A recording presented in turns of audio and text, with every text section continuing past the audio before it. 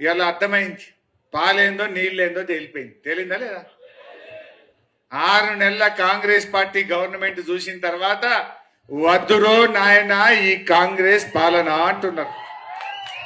యాడికి పోయినా వద్దురా నాయన ఈ కాంగ్రెస్ పాలన అంటున్నారు. కమలాపూర్ అనే ఊరికి పోయినా, వాటిలో అమ్ముడు పోతలో మొత్తం దడిసింది అంటే పోయినా.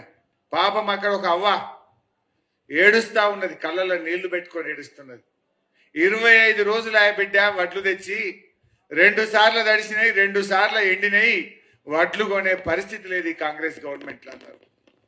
ఇంకో రైతు అంటుండు, ఆయన బోనస్ దేవుడరు కానీ వడ్లు కూడా కొంటలేడు సార్, ఇది ఎక్కడి గవర్నమెంట్ అంటున్నారు.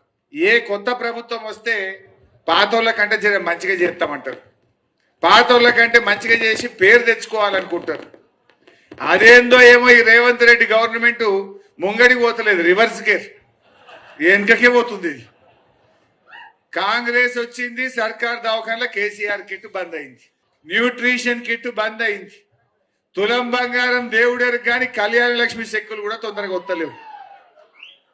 కేసీఆర్ ఉండగా 5 ఏళ్ళు రోజు నల్ల నీళ్ళు వచ్చినాయి. కాంగ్రెస్ వచ్చినాక దినం తప్పించి దినమైంది. శానపోయా వీడు అసలే అవుతలేదా? కరీంనగర్లో 2 రోజులకు ఒకసారి వస్తుందట, ఖమ్మంలో 3 వద్దులకు ఒకసారి వస్తుందట, జైరాబాద్లో 2 వద్దులకు ఒకసారి వస్తుందట. నాకు అర్థం కాని ఏంటంటే కేసీఆర్ ఉండగా 5 ఏళ్ళు రోజు వస్తాయేట్లా, వీళ్ళు రాగానే 5 నెలలు రావెట్లా? ఇది మనం అర్థం చేసుకోవాలన్నా వద్దా? కేసీఆర్ ఉండగా రైతన్న బాయి కాడ 24 గంటలు మోటార్లు గాలకుండా స్టార్టర్లు గాలకుండా కరెంట్ వచ్చింది. కాంగ్రెస్ వచ్చింది, మళ్ళా మోటార్లు కాలుతున్నాయి, స్టార్టర్లు కాలుతున్నాయి, మళ్ళా దొంగ రాత్రి కరెంటు 14 గంటల కరెంటుకు వచ్చింది. మా తమ్ముడు బాయిల పుడికెళ్ళి యాద్ చేస్తుండు.